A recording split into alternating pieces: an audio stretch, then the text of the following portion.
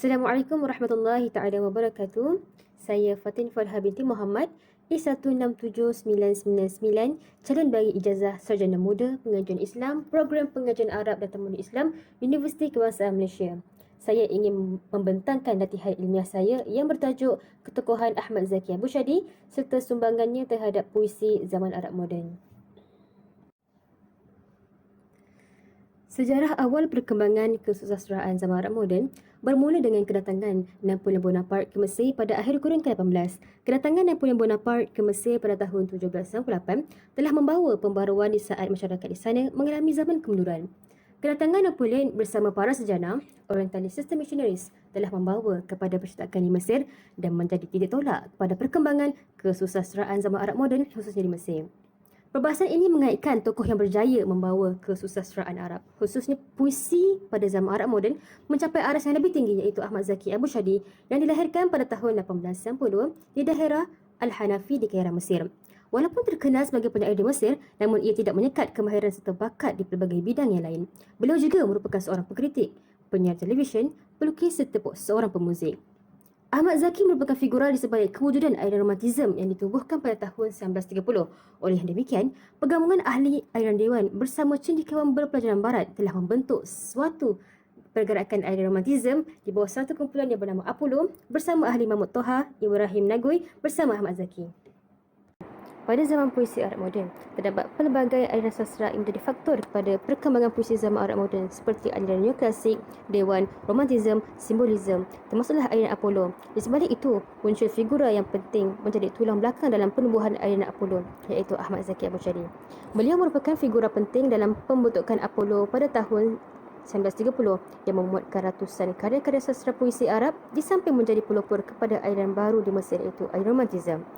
Menurut Jayusi, 1981, penglibatan Ahmad Zaki Abu Shadi dalam penghasilan karya puisi seperti Ashraf Al-Baqi serta sumbangan beliau dalam pelbagai bidang termasuklah kesusastraan, contohnya menjadi pengasas kepada beberapa persatuan dan majalah seperti Aliran Apollo dan majalah Apollo yang ditubuhkan pada tahun 1932 sehingga 1934 sedikit sebanyak telah menarik perhatian dan minat pelajar sastra. Tujuan kajian ini dilakukan adalah untuk mencapai objektif-objektif berikut. Yang pertama, memperihalkan sejarah perkembangan puisi zaman Arab moden di Mesir. Dan kedua, mengkaji ketokohan Ahmad Zaki Abu Shadi. Dan ketiga, menganalisis sumbangan Ahmad Zaki terhadap puisi zaman Arab moden. Kajian ini merupakan sebuah kajian yang berbentuk kualitatif yang tertumpu kepada pengumpulan data melalui pemerhatian dan menganalisa setiap dokumen yang berkaitan ketokohan Ahmad Zaki Abu Shadi serta sumbangan beliau dalam puisi zaman Arab moden. Pendekatan kualitatif juga digunakan adalah menerusi pengumpulan data dan menganalisis data terhadap sumber primer dan sekunder. Contohnya, kitab Syu'ara Al-Adab Al-Mu'asirin dan puisi Anda Al-Fajr. Pengkaji akan menganalisis data mengenai latar belakang perkembangan puisi zaman Arab moden di Mesir, ketokohan Ahmad Zaki serta sumbangan beliau dalam perkembangan puisi Arab moden. Seterusnya, analisis dilanjutkan dengan kaedah penjaringan data dan mempersembahkan data-data mengikut alir masa yang bertepatan dengan subtopik kajian.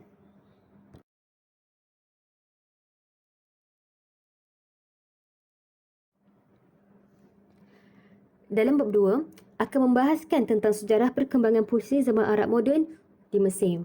Menurut Syakir Daif, perkataan adab yang ditemui pada zaman jahiliah dahulu hanya dijumpai menerusi syair yang dideklamasikan oleh tarafah yang bermaksud ajakan untuk menjamu selera. Namun begitu, perkataan adab ini telah digunakan oleh Nabi Muhammad SAW dengan membawa maksud akhlak.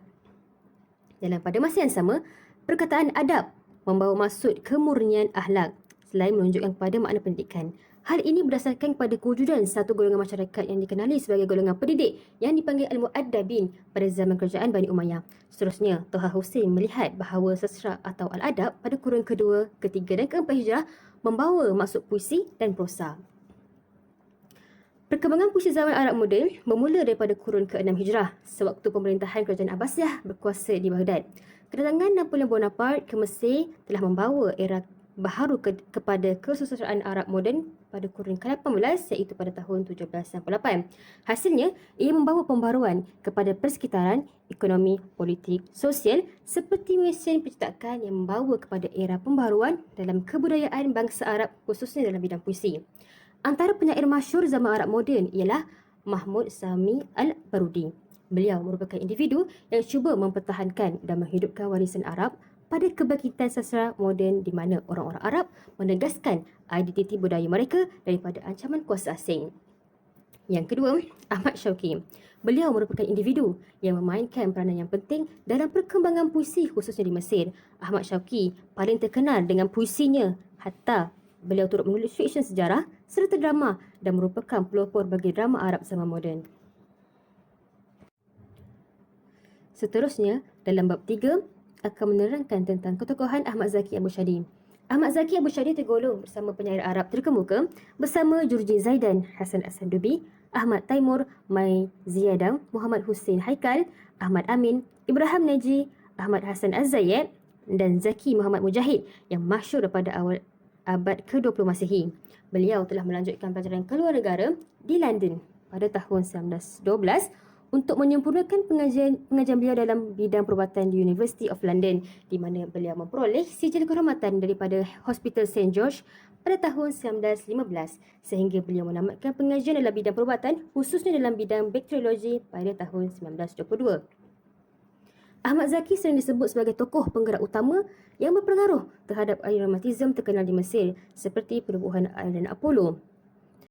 Aliran Apollo banyak memberikan sumbangan secara langsung kepada pembentukan ciri-ciri utama romantisme dalam puisi Arab moden seperti penubuhan majalah Apollo. Ahmad Zaki Abu Shadi turut memperluaskan ilmu pengetahuan beliau dalam beberapa aktiviti sosial serta sains. Beliau telah berkecimpung dalam bidang kedoktoran di University of Alexandria sebagai doktor pakar bakteriologi. Tambahan lagi, beliau telah mendalami ilmu mengenai peternakan lebah dan menubuhkan sebuah kelab pada tahun 1919 dengan nama International Bee Club dan menubuhkan Persatuan Minerva pada tahun 1950. Akhir sekali, di dalam bab 4, saya akan menjelaskan tentang sumbangan Ahmad Zaki terhadap puisi zaman Arab moden. Yang pertama, beliau merupakan seorang penulis yang produktif serta tokoh terkenal dalam gerakan romantisme di Mesir. Beliau telah menjalankan pendidikan mengenai puisi Arab serta menulis artikel kritikan sastra. Selain itu, beliau turut menterjemahkan karya penyair timur seperti Hafiz dalam tema Ghazal serta karya nukilan Shakespeare. Kedua, Rima Bebas merupakan salah satu karya terpenting Ahmad Zaki Abu Shadi di mana puisi karya beliau tidak memiliki batasan dalam rima ataupun rima yang biasa terdapat di dalam puisi yang lain. Karya pertama Rima Bebas nukilan Ahmad Zaki terbit pada tahun 1926 bertajuk Syafa' Al-Baki. Beliau lebih gemar menggunakan rima bebas dalam karya nukilan beliau kerana berpendapat bahawa ia merupakan suatu medium yang lebih baik bagi menghasilkan karya yang berimpak, drama serta naratif yang berkualiti kerana ia tidak digubah serta bersifat lebih fleksibel. Ketiga, aliran Apollo. Nama Apollo diambil daripada dewa bangsa Yunani. Tambahnya lagi, sebagai pelopor atau pengasas kepada aliran Apollo, Ahmad Zaki Abu Shadi telah bergandingan bersama tokoh-tokoh terkenal seperti Ibrahim Naji, Kamil Kailani dan Said Ibrahim. Justru itu, aliran ini memiliki impian agar penubuhan aliran ini mampu untuk menyatukan dan menyediakan medium bagi para penyair untuk mengembangkan bakat penulisan karya mereka. Keempat, majalah Apollo. Penubuhan majalah Apollo muncul pada tahun 1932 merupakan sebuah majalah yang memanfaatkan sepenuh perhatian dan dedikasi ahli kepada puisi. Lebih lagi, para penyair yang terlibat kebanyakannya merupakan sebuah kumpulan beraliran romantik yang dikembangkan menerusi medium ini menjadi kekuatan dan akar kepada pertumbuhan puisi zaman Arab moden pada ketika itu. Dalam bab-bab ini juga, saya akan membincangkan mengenai karya Ahmad Zaki Abu Shadi menerusi karya puisi, cerpen serta drama. Ahmad Zaki banyak menghasilkan karya puisi seperti Anda Al-Fajr, Zainab, Misriyat, Ana Noranin, Asyafa' Al-Baki.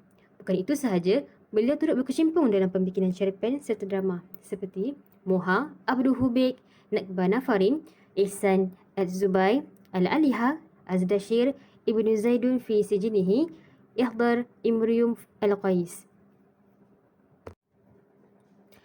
Kesimpulannya, jika dilihat melalui kajian ini, dapat dibuktikan bahawa Ahmad Zaki Abu Shadi merupakan seorang tokoh penyair Arab yang masyhur dan terkenal di samping sumbangan beliau terhadap perkembangan puisi zaman Arab moden yang memberi impak yang besar terhadap pelajar yang meminati bidang kesusastraan untuk terus menyumbang dalam sastra Arab moden.